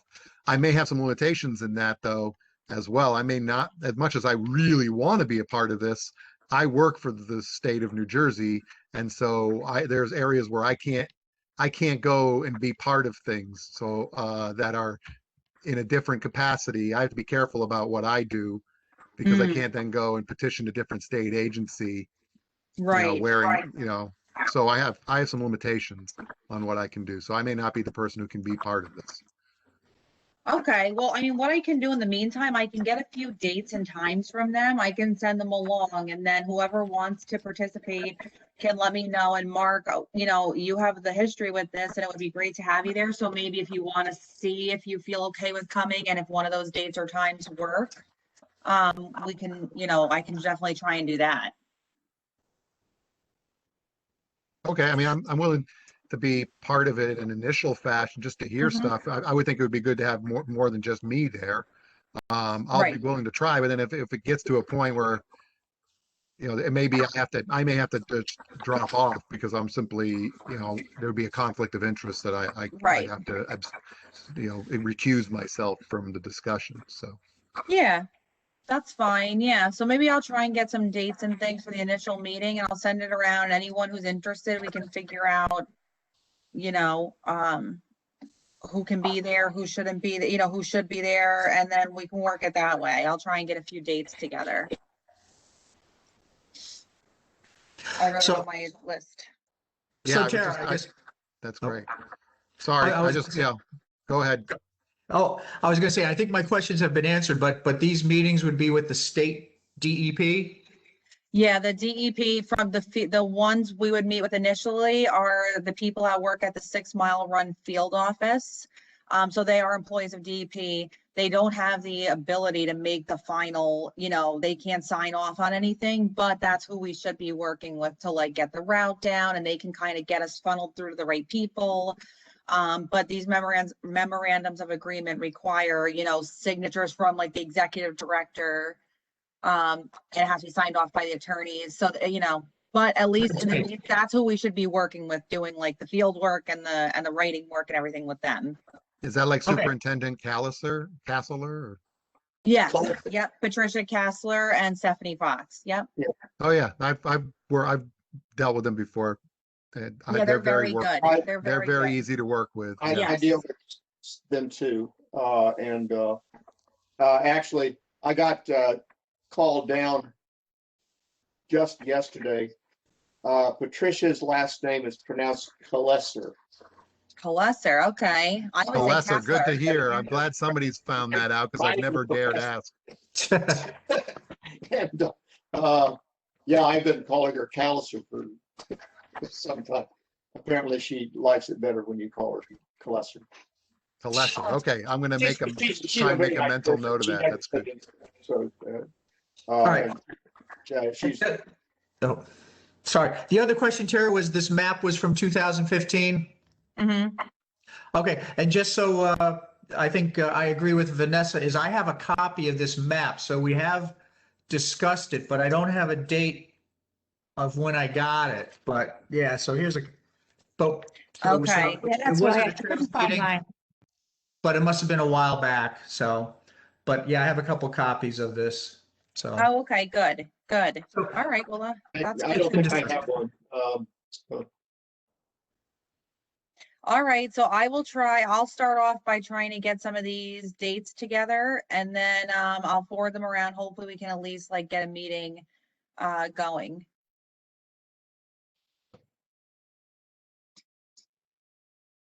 Great.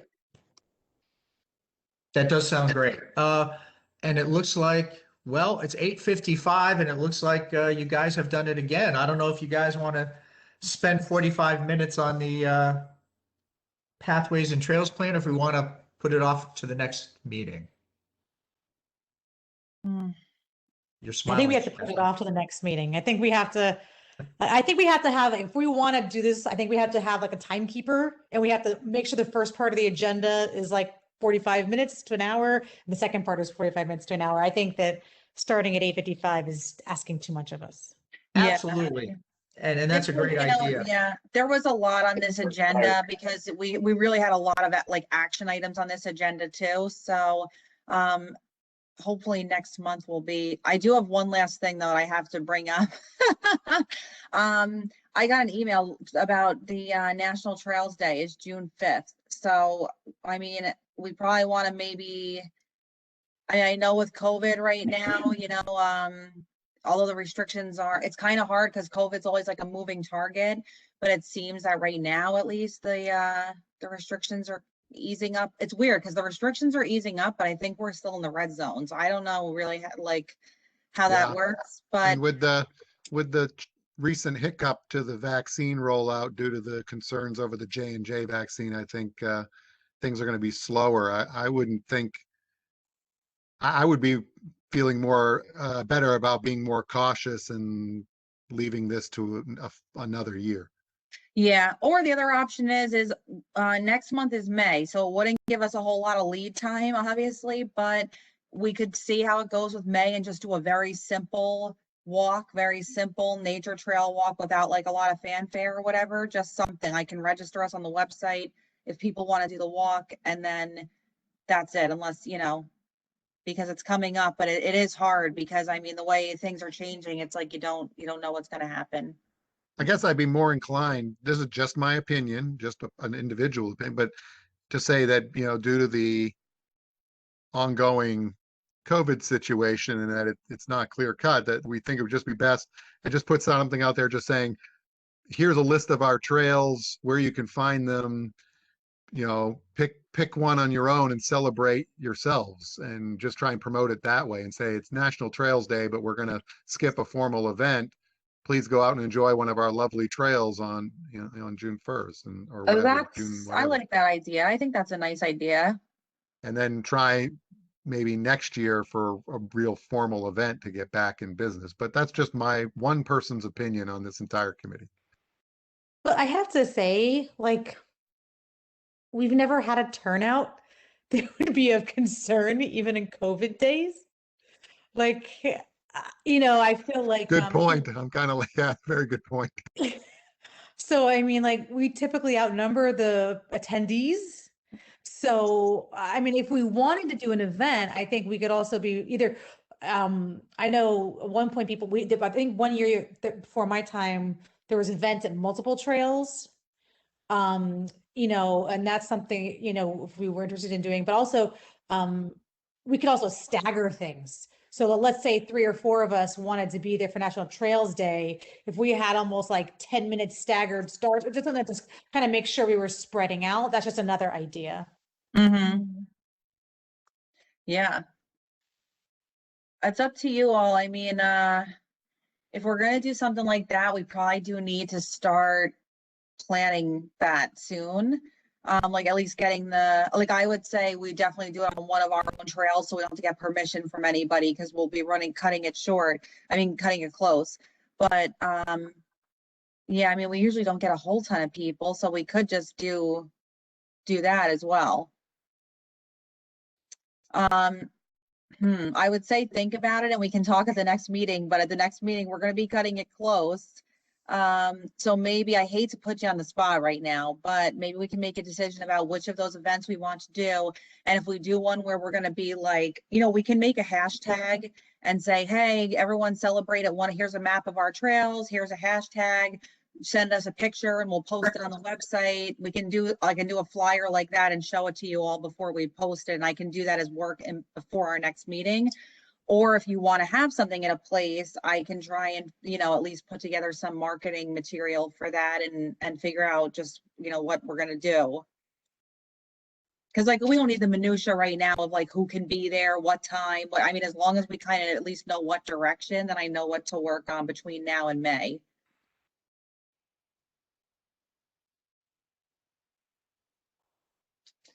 I know this is the last thing you guys needed at 9 o'clock, right? I probably should have done this earlier. As the geriatric representatives, we both had both of our vaccine shots. So Diana and I could probably go out on a trail with somebody and not feel too badly about it. But right. Actually, we did trail walk through Parks and Recreation back in October. It was a family walk, and we had 2 families for a maximum of 10 people. And it was nice. We used the binoculars that the township provided. Oh, good. For them, and so we had one walk in October, and then we had another walk in November, which was on the canal. We ran into some little problems with Stephanie because apparently she was saying that there would be no walks on the canal because of COVID. But we did it anyway. One family showed up. We had a total of 4 people. Yeah. So,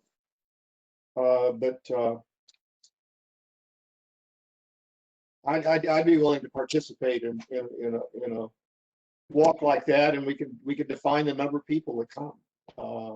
And you know, families were, in these particular cases, the families were told, you know, you stay in your pod. You know, your family's got to be 6 feet from the other family, and it worked out pretty well.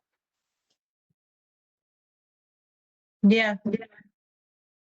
Well, I'm also vaccinated as an educator, so Chuck, I'd be happy to go along as well.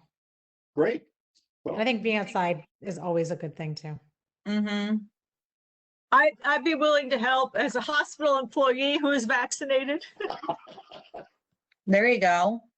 All right, so then are we leaning towards like a defined, we're going to do a walk at this location?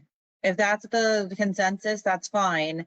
I can start working on something. It won't be as, like I said, not a whole like to do, but we can figure something out. Yeah.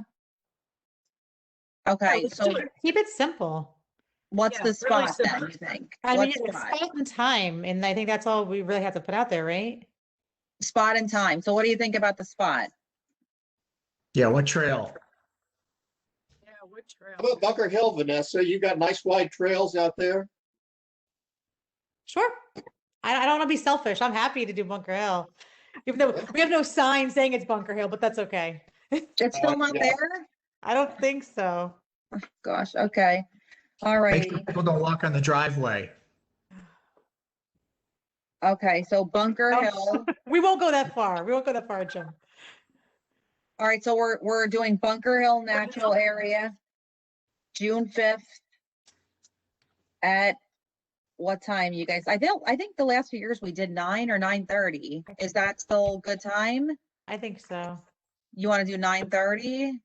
Is that like easier? Do you think people would come more if it was not, like, do you think, I don't know. Is Do you that think too that time is early? hard? I don't know. Do people, like, are there people that are like, oh, that's too early? But then it gets hot. Right. Oh, June 5th wouldn't be too hot. I don't think. Yeah, Chuck, you pick 9 or 9:30. I was thinking 1 o'clock. But, 1 o'clock. He's like, So how about 9:30 it is. how about 10 o'clock? Is 10 o'clock too late? 10 a.m.? Is that 10 like? o'clock 10 o'clock might be good, If it's Yeah. families, they're finishing up breakfast. Yeah, I'm just wondering if it's like, oh, is 10 o'clock more palatable for people for some reason? I don't know. We can go for it. We can see what happens. All right. Bunker Hill, June 5th, 10 a.m. And I can at least start working on like a flyer and getting it registered and all that stuff. Yeah, just add wear your masks, say. Yeah, I have to say that working through Parks and Recreation, they've got their registration system down very well. So people actually register for it, and they give an email address so you can contact people if it turns out you got to cancel for some reason, and so on, and you know who's coming. Hey, Chuck, are you thinking we should partner with Parks and Rec and have them put it on their list and Yeah, I use their wonder whether system? we should do that. Just get in touch with Gloria Fedicaro and just say, I can do this because she's been asking me, when can we do some more of these family walks? Why don't we make it a Parks and Rec / Trails Advisory Committee event? Yeah, if we can I'd be all for if we can use their registration system, that would be very helpful in case like we have to cancel it or something happens and we have to, shift around. Yeah, I can reach out and just tell them like, hey, can we at least use your registration system? This way they give us a link I can put right on the flyer. Yeah, what do we, also their advertising is better. Yeah. To be honest with you. Sell it like we're doing them a favor instead of them doing us a favor. Right, yeah. Like, hey, we want to partner with you guys. You guys have been reaching out and Chuck's been a liaison. Yep. So would they be charging a fee? Because I know they've charged fees in the past for those walks. They charge $5 per family. Oh. And that's the only issue I had with it. On the other hand, I think we didn't get people out now. Add $5 to that and you really won't get anybody showing up. Well, think we actually You know got people, what's- coming. they- We they had people use- signing up. yeah. They And- use that theory, which I think it works sometimes. I don't know if it works in this situation. Maybe it does. It's like Duke Farms does it too. They charge you to rent your bike only like $5 originally, right? Because apparently if you pay $5, people are more willing to actually like show up for it. Like if they register, they'll be like, well, I have to go. I paid $5. So maybe that's the reason, because there is that thought that people, or there's this thought that like people, when they see something is a low cost, it's like, oh, it must be really good, instead of just But free. is that fitting with the idea of National Trails Day? I mean, I don't I didn't think that so. was really what National Trails Day was all Probably about. not. Probably I not. didn't realize there was a I cost. know, to it. well, yeah, I mean, the other thing is that I feel like we ought to try to partner with Parks and Recreation, for among other things, just so they will start thinking of our trails as a part of their recreation system. Mm-hmm. And that would give us good allies in terms of supporting trail maintenance, trail construction, and other things. I mean, I guess it's politically crass of me to say that, but I see great value to partnering in this way and developing alliances with. No, I agree. But maybe we could just ask them like, hey, can we not charge the fee because this is supposed to be a way to get everyone out? Like maybe, and I can at least ask that question, at least ask it, I like that idea. And if they say no, then I say we don't do it. We don't, register the registration with them and we invite them to join us, but it's our event. Right. And so Chuck, are we thinking about having, these the Bunker Hill? You're talking about, we're gonna start at the Bunker Hill lot or the Franklin Park lot? Seems to me like the Bunker Hill lot would be better just because. I like it better there. I just wanted to make sure we were on the same Yeah, page. I think so. I mean, because, Okay, we're good. Nope, when we went out together. we're good. It's 9:09. To do this. Okay, that works. All right, so I have stuff that I can work on in the interim at least, so that'll for the trail, so I know for Trails Day, so that at least I have stuff I can do for that. Okay. Would you like for me to contact Gloria in Parks and Rec, or would you rather do it? It's up to you. If you have a close relationship and you think it might be easier, I'm not offended, or if you'd rather me do it, that works too. I would say it's more up if you would like to establish your own connections here in this with its regard.